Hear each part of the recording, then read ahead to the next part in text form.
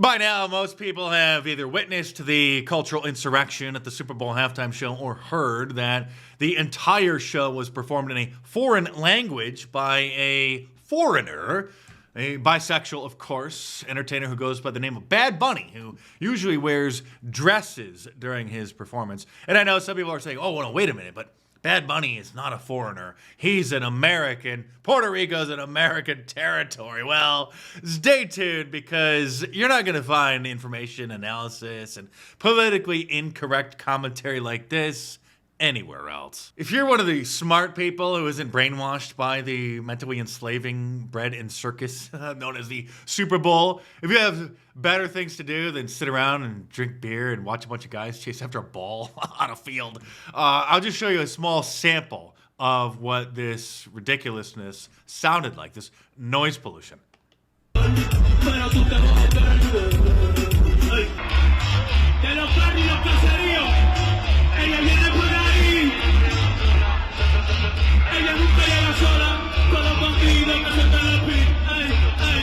Okay, we've all heard enough of that. First of all, for those who claim that Bad Bunny is an American, because Puerto Rico is part of America, well, it's a territory, it's not a state. And that's like saying Caitlyn Jenner is a woman. Okay, you can say that, but we all know the truth, that there's a big difference between an American territory and a state. They have their own history, their own culture, their own holidays, their own language.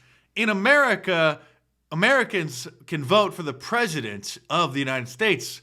Puerto Ricans cannot because they're pseudo-Americans. They're Americans on paper.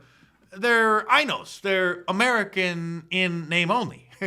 Most of them don't celebrate or care about Independence Day, the 4th of July, or Thanksgiving, or anything about American culture or the founding fathers or anything about us real Americans. It was kicked off like recent Super Bowls after the Black Lives Matter insurrection of 2020 with the Black national anthem to try to appease the disgruntled black people among us who would be much happier, obviously, if they just went back to Africa. Literally the entire halftime show, with the exception of like 5 seconds of an appearance of Lady Gaga, Lady Gag Me, was in a foreign language. And here is Bad Bunny just giving shout outs to all of the Latinx countries that he's so proud of with his heritage. Argentina, Uruguay, Paraguay, Bolivia, Peru, Ecuador, Brasil, Colombia, Venezuela, Guyana, Panama, Costa Rica, Nicaragua, Honduras, El Salvador. It's times like these that this meme I made like 5 or 6 years ago just proves to be aging like fine wine. It's a scene from The Empire Strikes Back, Star Wars, when Luke is learning the Force and decides to go off and fight the Empire, and he tells Yoda that he's not afraid, and then Yoda says, "You will be. You will be." So I just modified it to illustrate what's happening in America. It says, "I'm not a racist." It says, "Yoda, you will be. You will." For the libtards who happen to tune in, I guess I'll have to explain this to you because of the incessant attacks against whiteness, white culture, the founding fathers of America. That is making white people racist. Okay, get it? And to pay further homage to the Latinx culture, they pulled Ricky Martin out of the bathhouse in San Francisco to also have a little cameo since he too is from Puerto Rico. The mainstream media is, of course, trying to portray this as just an amazing event. It was such cultural enrichment, but the vast majority of Americans, especially those who paid thousands of dollars to get their tickets, certainly don't want to watch a concert performed in a foreign language. Aside from the fake news industrial complex trying to gaslight the American people into thinking that this was the greatest halftime show performance ever, we have those scum like Andrew Schultz who are trying to climb their way to the top of the Hollywood entertainment complex, saying that the halftime show was objectively incredible. Oh, okay, so not just subjectively. It's not just like a matter of opinion or taste. It's objectively incredible.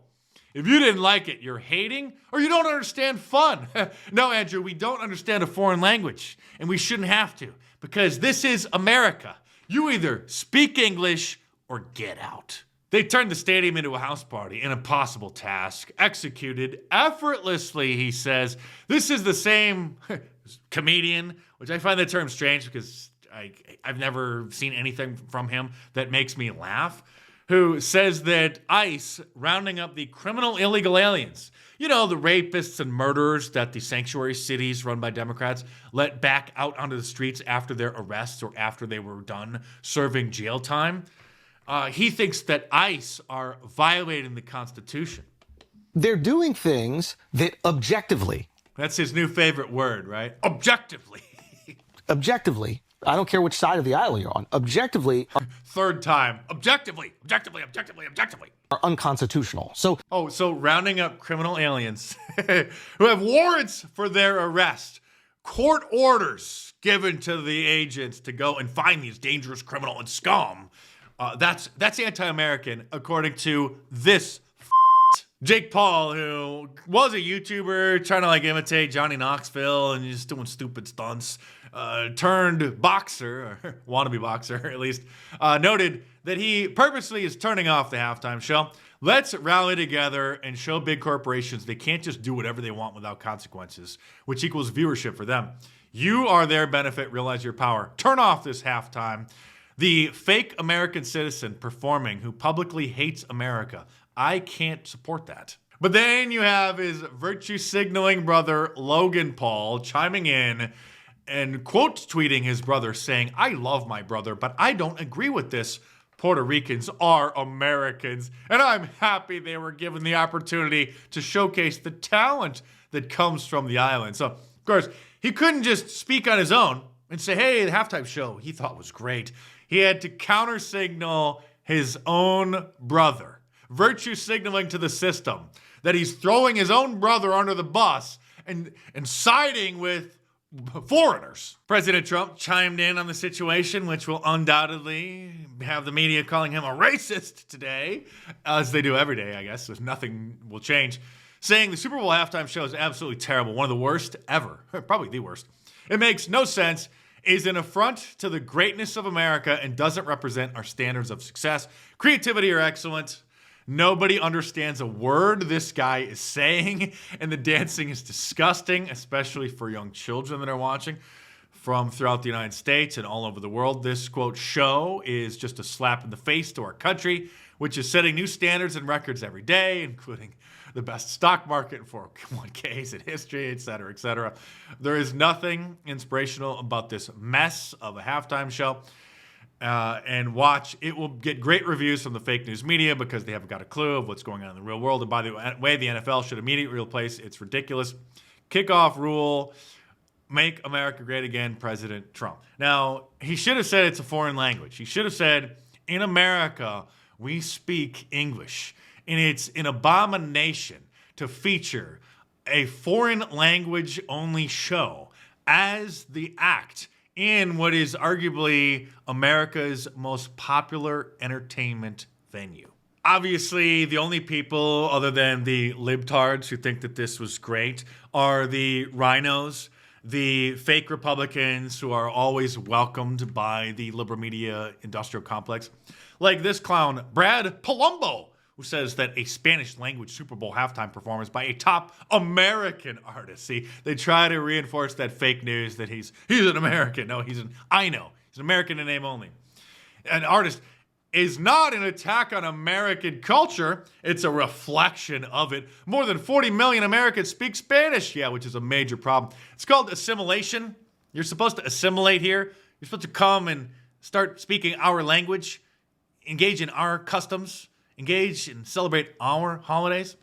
In thriving American cities like Miami, where I live, it's commonplace. Of course, that it's part of the reason why America is becoming a hellhole, a third world hellhole.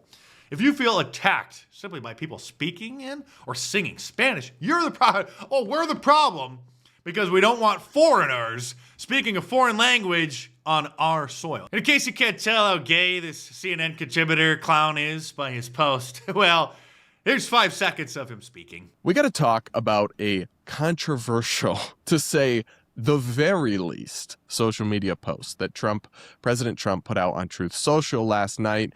That is I think most people would just say it's pretty racist and is He's talking about the Obama ape meme. Of course he's going to think it's racist. It's not racist, but even if it was, that would actually make it even funnier. We're making racist memes great again. Go back in the closet. To combat this cultural insurrection, months ago, Turning Point USA announced that they were going to be live streaming their own all-American halftime show at the exact same time, which was headlined by Kid Rock. And the liberal media, of course, mocked and ridiculed them. And after they did it, the liberal media again piled on, claiming Bad Bunny's Super Bowl halftime show was an all-American triumph. Turning Point USA's was a boring MAGA grift with Kid Rock. And they're highlighting there were some audio issues during Kid Rock's performance. Some people claim that he was lip-syncing. Even if he was, I don't think it's all that scandalous. It may have been and probably was just some audio sync issues, which was clearly a little bit off. Because even if he was lip-syncing, he would have had a better timing than what he showed. So I actually think it was just some audio technical difficulty. Not a big deal. But what they're really upset about is that over 5 million people tuned in live to watch TPUSA's All-American Halftime Show. In fact, I got a text message from a friend of mine who's kind of a normie guy, doesn't really, not into social media, doesn't know who what a lot of this stuff is that's going on, who all these people are. He even texted me and he asked, he said, hey, you watching TPUSA's All-American Halftime Show? And then he sent me a screenshot showing over 5 million people were tuned in live. And while we should never trust what ChatGPT or any of these other AIs output, according to ChatGPT, and again, this could be wrong, but I asked it, I said, what are the top live streamed by concurrent views events in all of YouTube history? And it gave a list of 10. And so if this is accurate, then Turning Point USA's event would be number 2. The second most viewed live stream event in all of YouTube history. And Andrew Colvett, who was the executive producer of Charlie Kirk's podcast and Turning Point USA's spokesman, posted a screenshot from a text that he received from a friend saying, been getting so many texts like this tonight after the halftime show. What a moment. Incredibly proud to be part of it. Noting that the text says, you better do this every year. I got calls from friends and family. These are normies who watched your show, loved it. It made people feel good, and we needed that. Which is exactly the same thing that happened to me. Like I said, I was shocked that my normie friend even knew that this thing was being streamed. And if you want to support my work, then just buy me a coffee, figuratively, by clicking the link in the description below. It's a great service to tip your favorite content creators instead of leaving a super chat or a super thanks, because YouTube takes 30% right off the top, even before taxes. So, if my show brings you entertainment, enlightenment, or education, then just click the link in the description below, head on over there, and check it out.